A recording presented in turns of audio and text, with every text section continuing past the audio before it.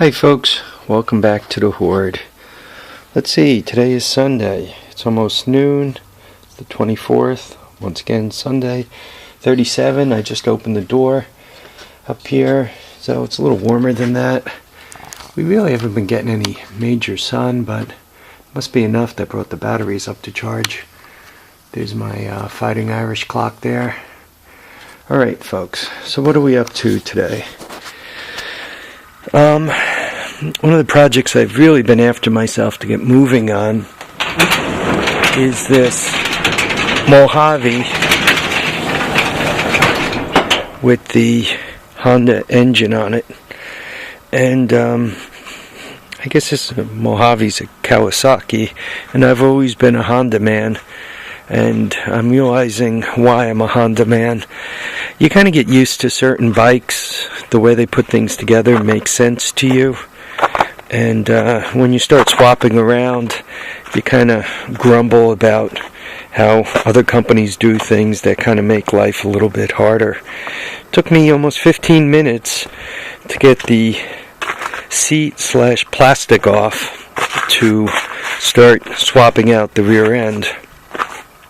So once I did that, I immediately realized that somebody had already poked around with the suspension on the rear end. I had poked around with the back axle a bit, but somebody actually poked around with the bearings and all here. So I instantly had to go into a redneck mode to get this apart. There's a single shaft that holds this rear end onto the body. Let me put it at this angle. So the shaft starts there. You can see this thing, right? That's the end of the shaft. It goes through that right there. The one-handed man trying here. Let's see. So it goes right through there, keeps going, goes through that guy, and comes out over here.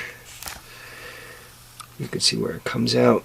Now my problem is there's a couple of bearings on this shaft that goes through to, it's the pivot point for the rear suspension. There's a couple of bearings that are seized to the shaft, and I can't tap it out. So what I did was, you're a redneck when you live with a 4-inch grinder in your hand. So what I did was I took the 4-inch grinder and I ground the nut off of here. You can see the nut's missing. Am I showing it to you? Yeah, there it is. So I ground the nut off of there.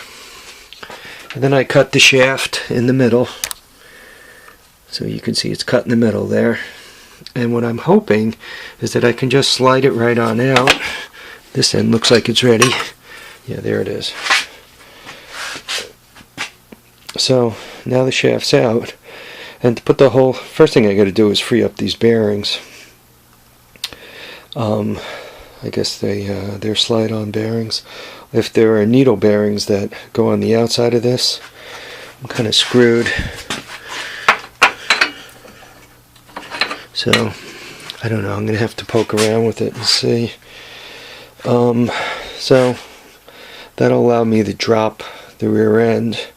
Once I drop the rear end, I could go outside here, grab the other one, and hopefully install it without too much more pain and suffering.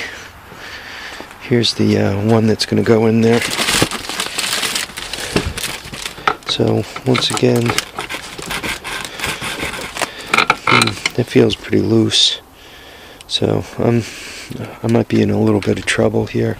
I might end up having to stall this operation as I get a pair of, what would we call these, suspension arm bearings, or, yeah, I guess they would be, they are suspension. That is a suspension arm, so to speak. And these are bearings, so we'll call them suspension arm bearings. Alright folks, I'm going to continue to babble around with this thing. Hopefully we'll have it fired up. I kind of do things, try to get things done from a rotation off point of view. So I did not have to work last Saturday night. Yesterday night I was off. Normal rotation off. I didn't take a vacation day. So I was able to get plenty of sleep. So I got today, which is Sunday, then Monday and Tuesday to fool around, Wednesday run errands, then back to work for Wednesday night, and I work 4 days this week, which is painful. So I got to get done what I could get done, because if I don't, it'll be 4 days before, or 4 or 5 days before I get back to it. Alright folks, live, love, have a great time. We'll catch you on the next episode of The Horde. And remember to keep your handlebars off the pavement, keep your handlebars off the pavement, and keep your tires down. Take care now.